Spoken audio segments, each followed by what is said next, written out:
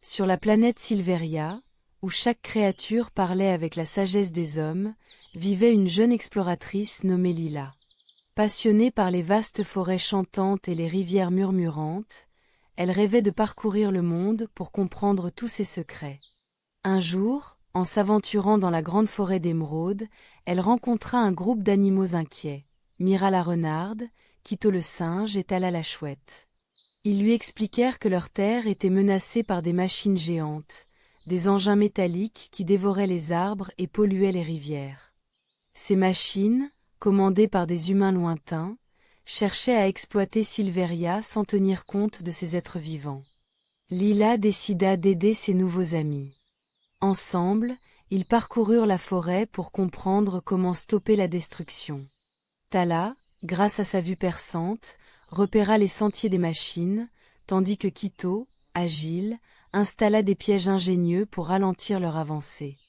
Mira, rusée, convainquit d'autres animaux à se mobiliser pour défendre leur habitat. Mais la clé fut une rencontre inattendue. Lila découvrit qu'une partie des humains ne voulait pas la destruction, mais ignorait comment cohabiter avec la nature. Elle organisa alors une réunion entre les animaux et ces humains, où elle parla avec passion de l'équilibre fragile de Silveria. Ensemble, ils trouvèrent un compromis, des zones protégées, des technologies moins invasives et un respect mutuel. Au fil du temps, la nature reprit ses droits, les machines apprirent à travailler avec les habitants, et Silveria devint un exemple d'harmonie entre progrès et vie sauvage. La leçon de Lila fut simple et puissante. Lorsque l'on écoute vraiment, que l'on comprend les autres, humains ou animaux, on peut construire un avenir où tout le monde peut s'épanouir. Protéger la nature n'est pas seulement un devoir, c'est une promesse de vie partagée. Si tu veux, je peux aussi t'aider à transformer cette histoire en un conte pour enfants ou en une aventure plus épique. Dans les cieux infinis, loin de la terre ferme, flottait l'école d'aéronautique stellaire, suspendue par des courants d'air et des champs magnétiques translucides. C'était bien plus qu'une académie, c'était un bastion contre l'invisible. Les enfants qui y étaient formés n'étaient pas ordinaires. Ils étaient choisis pour leur curiosité, leur agilité mentale et leur esprit d'équipe. Leur mission: apprendre à piloter des machines aériennes sophistiquées, capables de détecter et repousser une menace invisible qui rôdait au-dessus de la Terre. Leur ennemi n'était ni dragon, ni armée terrifiante, mais une forme d'insectes aériens microscopiques, imperceptibles, qui s'accrochaient aux nuages et déterraient la paix en perturbant les communications humaines et la météo. Ces insectes invisibles agaçaient la civilisation en déjouant les systèmes modernes, créant chaos et confusion. Au cœur de cette école, Lena, une élève passionnée par l'observation et la compréhension, découvrait que les machines ne suffisaient pas. Trop souvent, les élèves se chamaillaient sur le bon pilotage ou la meilleure stratégie. Lena entreprit de rassembler ses camarades autour d'un autre outil, l'écoute. Un jour, alors qu'une invasion plus massive démarrait, Lena et son équipe mirent en commun leur découverte.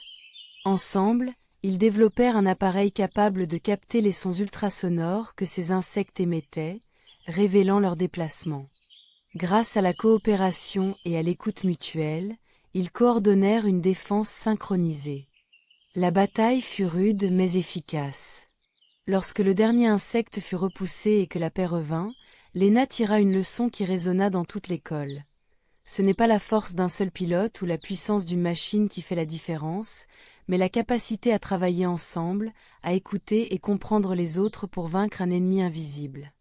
Ainsi, la petite école flottante devint le symbole d'une vérité universelle.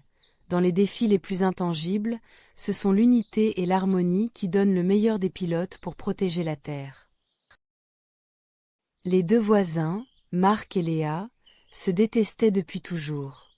Leur dispute sur la haie trop haute, les chiens trop bruyants et les allées mal entretenues enflammaient tout le quartier. Chacun restait campé sur ses positions, sans jamais chercher à comprendre l'autre. Un jour, alors qu'une tempête violente s'abattait sur leur village, un vieil homme tomba malade dans une petite maison abandonnée proche de leur jardin.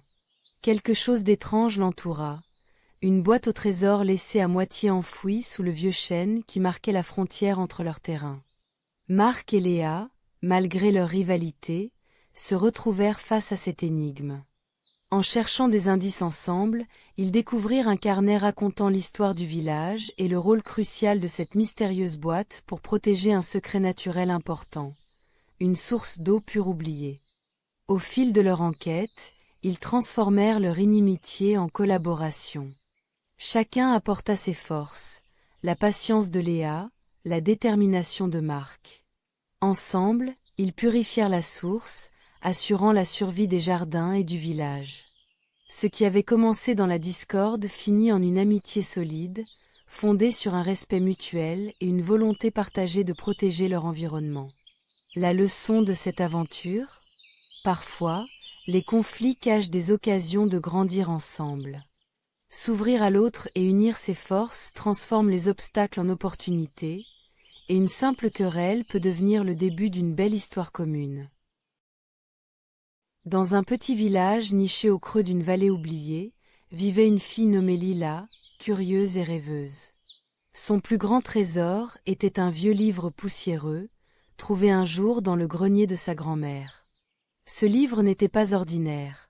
Il contenait des pages blanches, sauf qu'à chaque fois que Lila y écrivait une invention, celle-ci apparaissait réellement, tirée du futur. Un matin, le village se réveilla sans électricité. Les machines, les lumières, les pompes à eau s'étaient tout arrêtées. La crise énergétique plongeait les habitants dans l'inquiétude et la pénurie. Lila, décidée à aider sa communauté, ouvrit son livre et commença à esquisser une invention capable de produire de l'énergie propre et durable. Elle imagina une immense éolienne élégante aux pales de cristal, capable de capter non seulement le vent, mais aussi la lumière du soleil. Dès qu'elle eut fini d'écrire, un souffle de vent doux fit tourner les pales éclatantes et une lueur chaleureuse illumina le village. Les machines reprirent vie, l'eau coula à nouveau, et la joie revint sur les visages fatigués. Au fil des jours, Lila écrivit d'autres inventions, des panneaux solaires portables, des batteries écologiques, des systèmes de recyclage intelligents. Chacune d'elles apporta une solution durable, enseigna aux villageois comment vivre en harmonie avec leur environnement et redonna espoir pour un avenir meilleur. Mais une nuit, une violente tempête endommagea l'éolienne juste avant qu'elle puisse créer une nouvelle invention. Lila comprit alors que la véritable force ne venait pas seulement du livre magique, mais aussi de l'entraide et du savoir des habitants eux-mêmes. Elle réunit tout le village pour reconstruire ensemble l'éolienne, enseignant à chacun les principes scientifiques derrière la technologie qu'elle avait imaginée. Le village devint un modèle de résilience et d'innovation, prouvant que même face à la crise la plus sombre, la connaissance et la solidarité pouvaient illuminer le chemin. Leçon de vie. La vraie magie ne réside pas dans un objet ou un pouvoir unique, mais dans la capacité collective à partager, apprendre et agir ensemble pour construire un futur durable. Dans une forêt dense et vibrante, un petit oiseau nommé Pico venait de tomber de son nid pendant un orage violent. Ses ailes étaient blessées, et il ne pouvait pas voler. Effrayé et vulnérable, Pico restait caché dans les buissons, doutant qu'il pourrait un jour reprendre son envol. Un jour, une tortue nommée Tilda le trouva. Tilda ne pouvait pas voler elle-même, mais elle avait une sagesse profonde. Elle lui dit « Ne désespère pas, Pico. Chaque créature a sa manière de grandir, et tu trouveras la tienne. » Avec patience, elle invita une famille de fourmis à aider en construisant un petit abri sur autour de Pico pour qu'il se protège du vent et de la pluie. Ensuite, un écureuil curieux nommé Hélioca sauta près de Pico avec une noisette. Il expliqua que la nourriture était importante pour guérir, et il lui apporta régulièrement des fruits et des graines. Les jours passèrent, et grâce au soutien de ses amis, Pico sentit ses ailes devenir plus fortes. Un matin, Tilda l'encouragea à essayer de battre des ailes. Au début, ce fut laborieux, mais Hélioca et les fourmis l'encouragèrent avec des petits cris d'encouragement. Petit à petit, Pico réussit à s'élever au-dessus des arbres, découvrant la liberté du ciel. Il comprit alors que, même s'il avait été faible un temps, l'entraide et la patience étaient les clés pour repartir de l'avant. Leçon de vie parfois, on peut se sentir incapable ou seul face à nos difficultés, mais il suffit d'un peu de temps, de soutien et de persévérance pour retrouver notre force. Ce n'est pas la rapidité qui compte, mais la confiance en soi et en ceux qui nous entourent.